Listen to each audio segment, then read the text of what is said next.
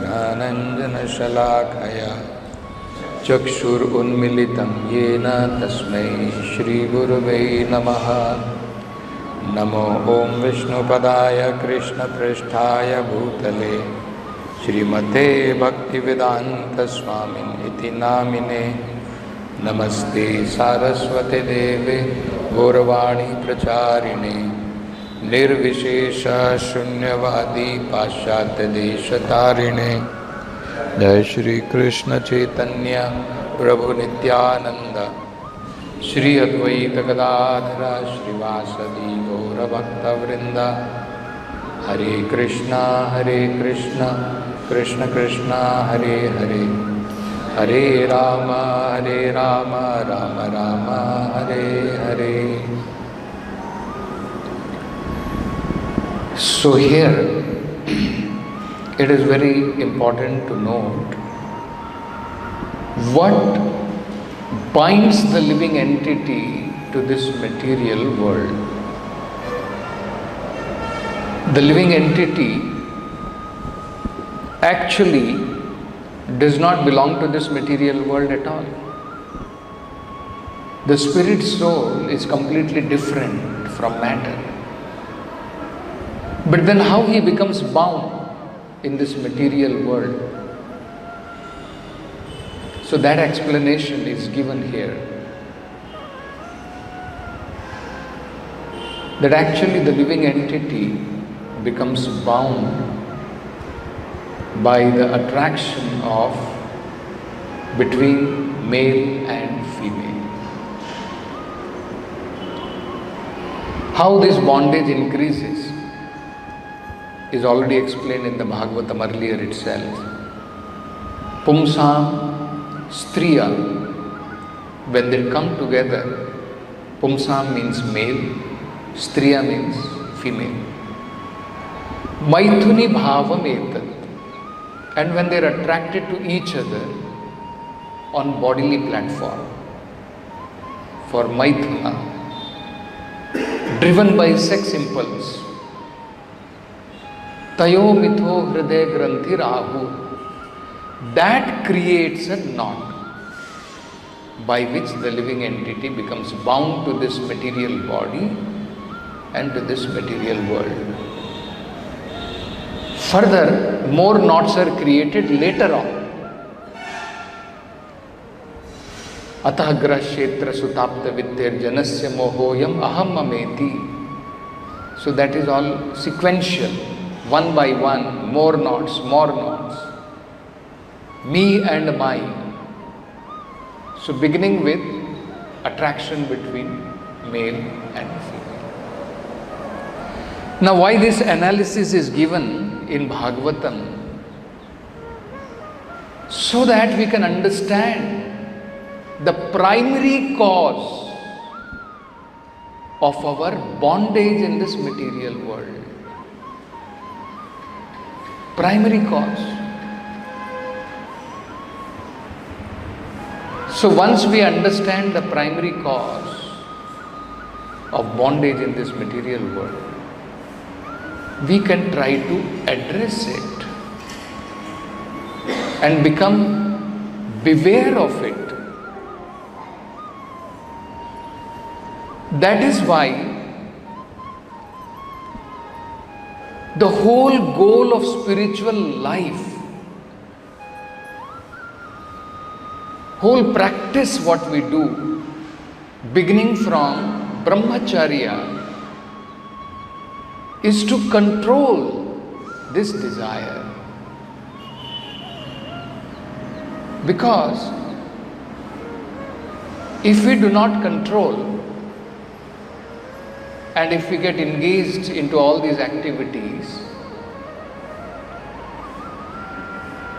then our consciousness becomes completely bound to this material world.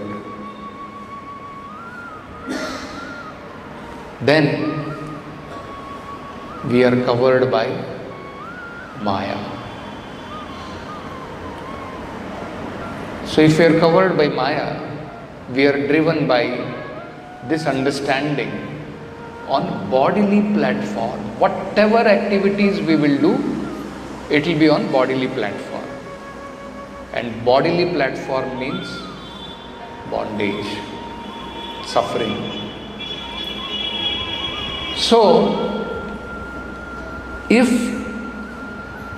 we have to understand that I am spirit soul, I am part and parcel of Krishna,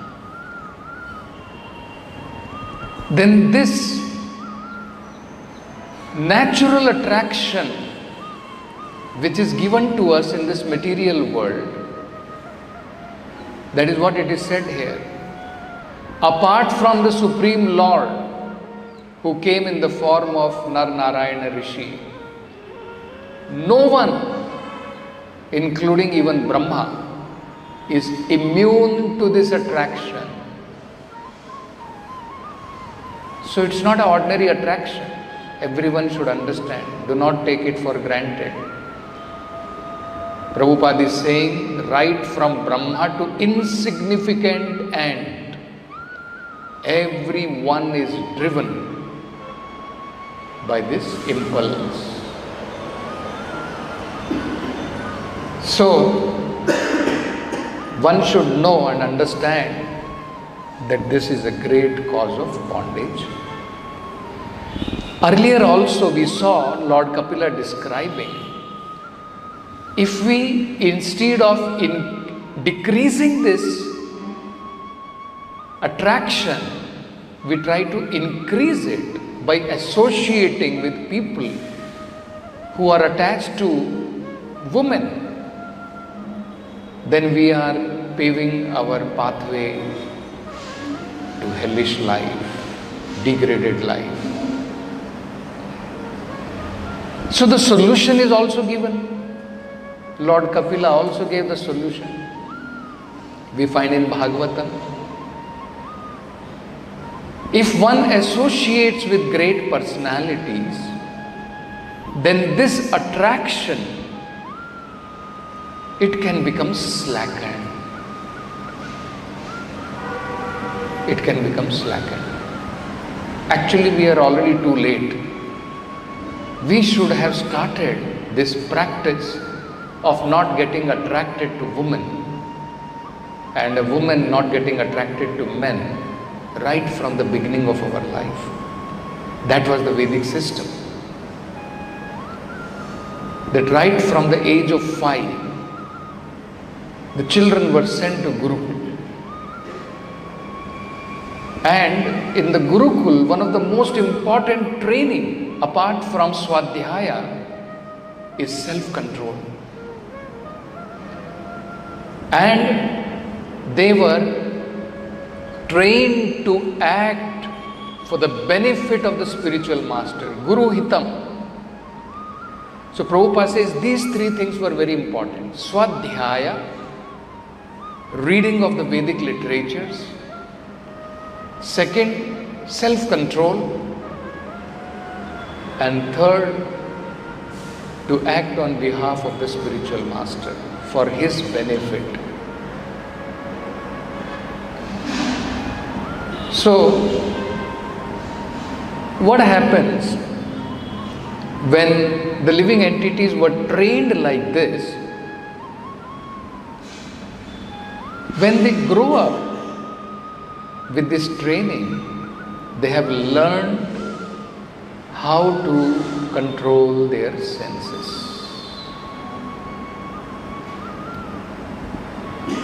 And at that point of time, it does not matter whether one continues as a brahmachari or one enters into a grahastha life or he takes sannyas. What is important is one has to become jitendriya. He has to come to the point of controlling his senses, Goswami. When Lord Brahma was speaking to Maharaj Priyavrata,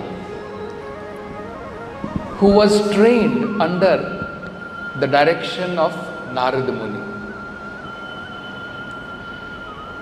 So by the preachings of Narad Muni, Maharaj Priyavrata had advanced in his spiritual life and he became very detached from material affairs. So when his own father, Swayambhu Manu, when he saw that there is no one to take care of the kingdom after the Prachetas, Swayambhu Manu had these two sons. One was King Uttanpad, another was Priyavrata. So we know King Uttanpad had his son Dhruva, and then the descendants of Dhruva is the Prachetas. So after the Prachetas, there was no more lineage further. So there was no one to become a king. So Swayambhu Manu was worried. And he knew that Uttanpad's brother, Priyavrata, he is in Gandhamadan Parvata, performing austerities, devotional service under the direction of Narad Muni. So he went there and asked Maharaj Priyavrata that you please return. You should enter into a household life and you should rule this world. So Maharaj Priyavrata did not appreciate this advice of his father very much. He did not want to enter into household life. He did not want to enter into becoming a king. He just wanted to proceed further with his advancement in spiritual life under the direction of Narad Muni. So knowing this, Lord Brahma personally descended from Brahma Loka to convince Maharaj Priyavrata. So one of the very important advice which Maharaj Priyavrata was given by Lord Brahma is very important.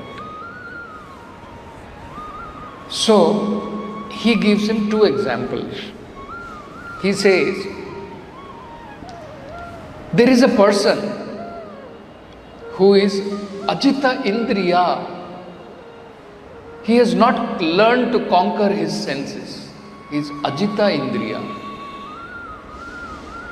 One who has not conquered, mastered over his senses. One who has no control. He has not learned self-control. He says, even if he goes from one forest to another, he will be still having the fear of material bondage. He cannot get rid of the fear of material bondage. He says, because even if he renounces his family, his wife and children, he is still living with 6 co-wives. He is falsely thinking he has renounced his wife and children and he has gone to forest. But because he is Ajita Indriya, he is still living with 6 co-wives. Uncontrolled mind and uncontrolled 5 senses. So still there is bondage for him. And then he says, whereas one who is trained as a Jitendriya, one who has learned how to control his senses, for him who is self-satisfied and a learned man, there is no harm even if he enters into a household life, because he has conquered his senses. You see? So what is important is not whether we are brahmachari, we are grahastha, we are vanaprastha, we are sannyasi. What is important is jitendriya. If you can learn to control your senses as a brahmachari, very good. Just like Prabhupada gave the example in the life of Gajendra. Gajendra was an animal of the land. Unfortunately, he entered into another arena which was not his arena. He entered into water, which was the land of crocodile. So there he was captured by crocodile, and day by day, after the crocodile captured Gajendra, the elephant, the power of the senses of this elephant, Gajendra, was decreasing day by day. His enthusiasm, his energy, the power of his senses, because he had no food.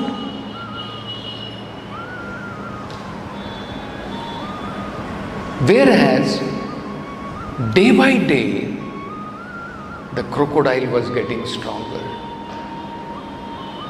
in his senses, in his determination, in his energy. So in that context, Prabhupada explains this. Actually, at that point of time when Prabhupada was writing this purport, there were some incidences in Krishna consciousness where Prabhupada had given sannyas to many of his disciples, and they fell down, ran away with some woman. They left Krishna consciousness. So Prabhupada points this out in the purport of that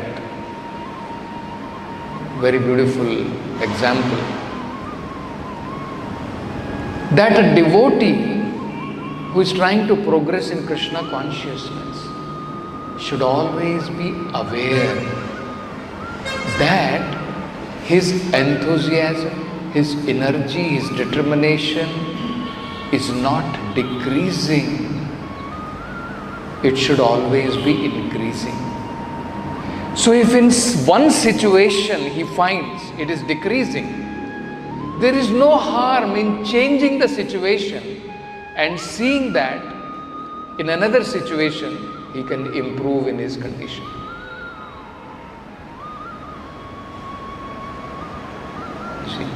Because after all, what is important is we have to learn to control our senses. That is what is important. So brahmacharya is the beginning of that control. One learns. So, in that sense, Lord Brahma was able to convince Maharaj Priyavrata that he does not have to fear.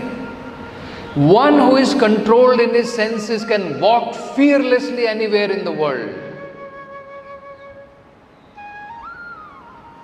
So this example is very, very important example. That one who is Ajita Indriya, he may renounce his family life, but he is still living with 6 co-wives. And he still has fearful condition in his life, because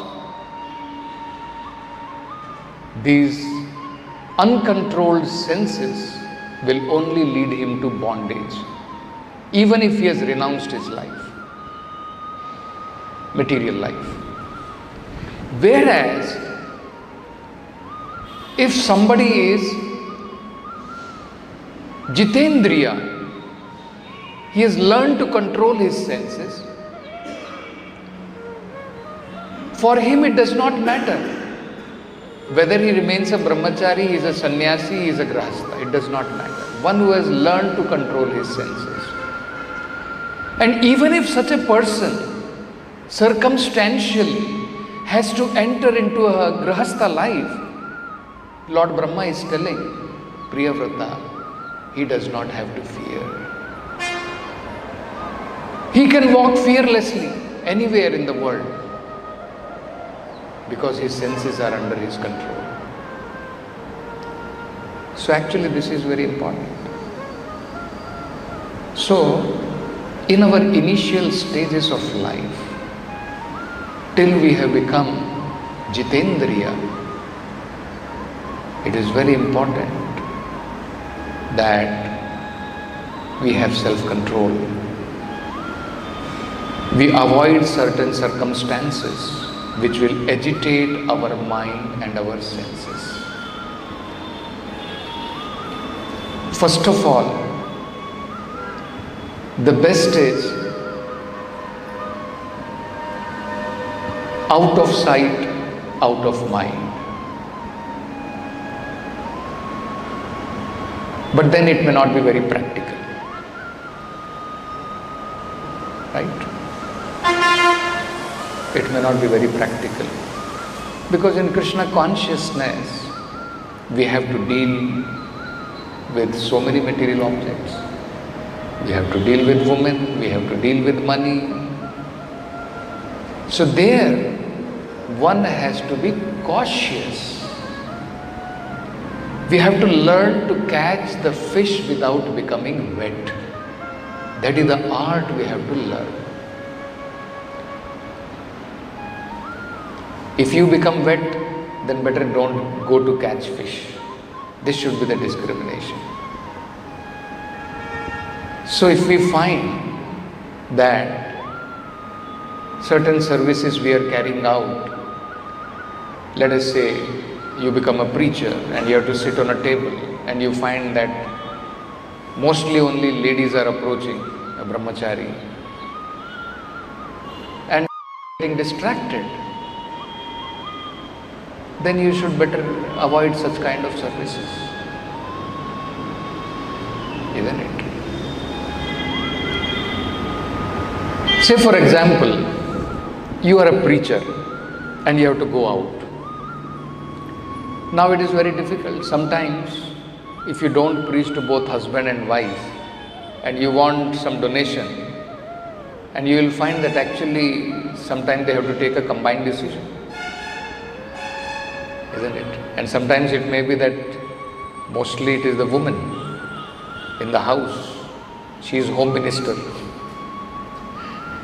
and she may have to decide whether to give donation or not.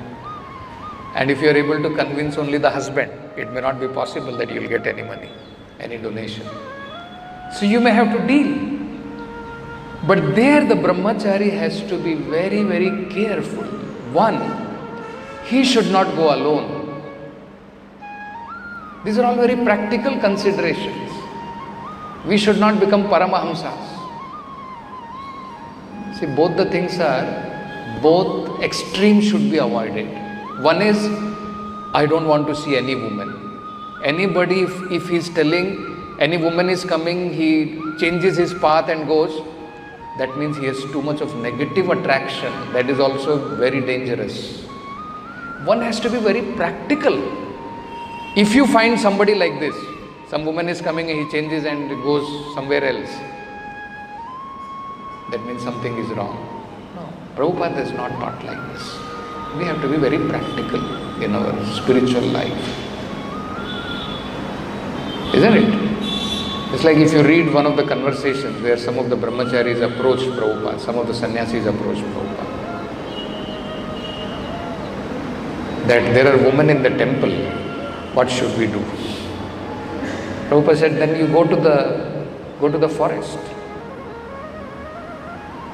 Because in practical life you will not be able to avoid. It is not possible.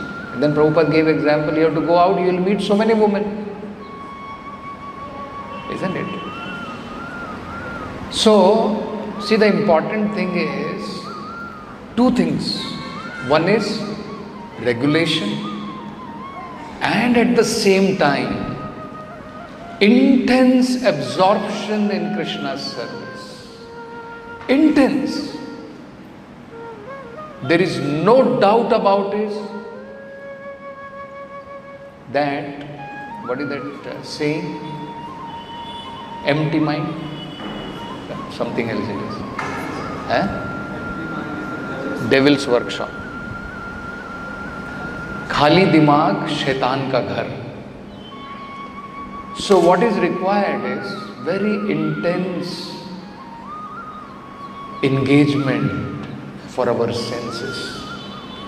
There are only two things. Senses can never be idle. Understand this. Never be idle. They require engagement.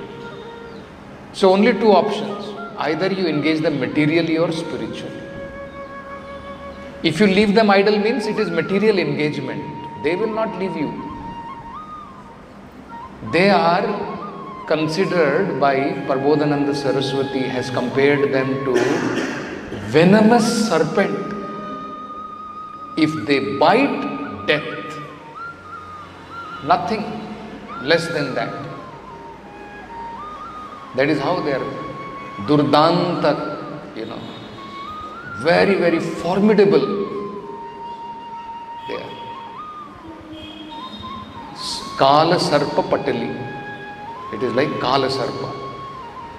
So what is required is, if you can remove those poisonous fangs, if you can remove the poisonous fangs, then it is no more dangerous at all. See? And that poisonous fangs can be removed only if you engage in service of the Lord. These senses have to be engaged positively. Param drishtva nivartate. When they will start tasting, when the eyes will start appreciating the beauty of the Lord, you will automatically forget the beauty of this world. There is no other way.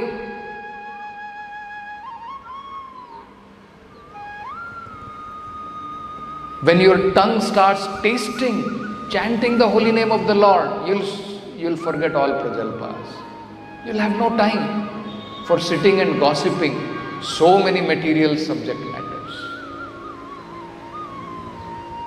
So these are all practical considerations we should see. So if there are certain services where you'll have to deal with women, and if your mind is agitated, you should approach your authority and tell Prabhu, I am disturbed. Better can you change my service to something else? Isn't it? Like that. So as I was saying, certain practical things can be adopted. Never, brahmachari should never plan to go alone. It's not advisable at all. We have seen this actually. They end up in horrible, miserable attachments. So, if we take care of this, that intense absorption in our sadhana and our seva, and certain restraint in our practical day-to-day life,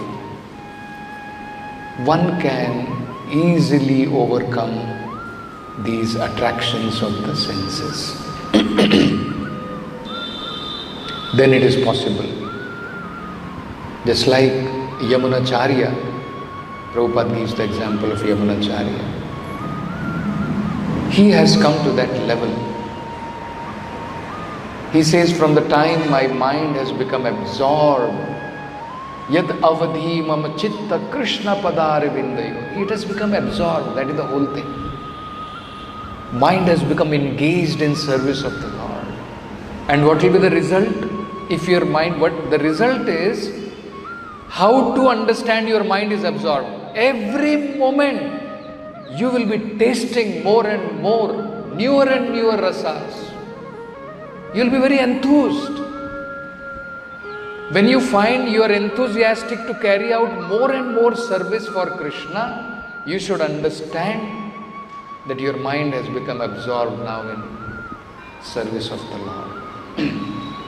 And that is the result. Result will be, you will be more and more hankering. I want to do more. And the more you want to be reluctant, space out, waste time here and there, not engaged. You should understand you are gripped by Maya.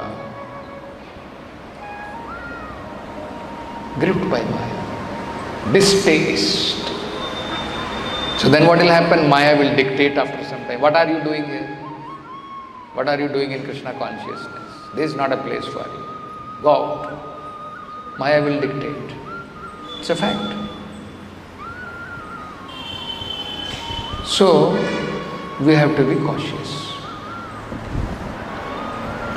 Prabhupada says, this positive thing is very important. So many no's will not work. Yes will work. There is one very interesting conversation about Gurukul, how the children should be trained. Not in more no's. Similarly, even in our folk preaching, this should be our attitude. In our preaching to the people also, we should not introduce too many no's.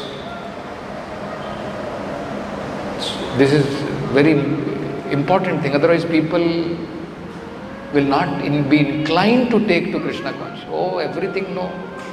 No this, no this, no this. Isn't it? 4 no's is more than enough. No meat eating, no illicit sex, no intoxication, no gambling. Apart from that, only yes. So Prabhupada is saying, don't bring many no's. Give them positive life. Then it will be automatically no. In the beginning, don't bring so many no's. Automatically, when they become engaged positively in Krishna conscious life, all no's will go away automatically. Just like I remember myself, nobody told me leave tea and coffee. Nobody told me. When I came to Krishna consciousness, gradually when I was attending classes, I was attending kirtan, everything, automatically. Isn't it? And if you say no, that will be struggle. This is the psychology. Positive engagement is devotional service. So if they are attracted by devotional service, other things will be automatically no. Param drishtva nivartate. Just like Ekadashi, we observe fasting. There are many patients in the hospital, they are also fasting. But they will, no, within their heart, if I get, I shall eat, I shall eat. But those who are devotees, voluntarily no. Same fasting is going on for devotees and hospital patient. And that no and this no, there is difference. Param drishtva nivartate. Devotees is saying no because he is enjoying higher pleasure. Patient is saying no because he has no other means. If he eats, he will fall sick. He cannot, he has to avoid. Isn't it? So much difference is there. So, this is a very important verse where Lord Kapila is explaining the primary cause of entanglement in this material world, and we have to address this primary cause in a practical manner in Krishna consciousness. So we'll stop with this Granth Raj, Srimad Bhagavatam ki jai, Guru Srila Prabhupada ki jai.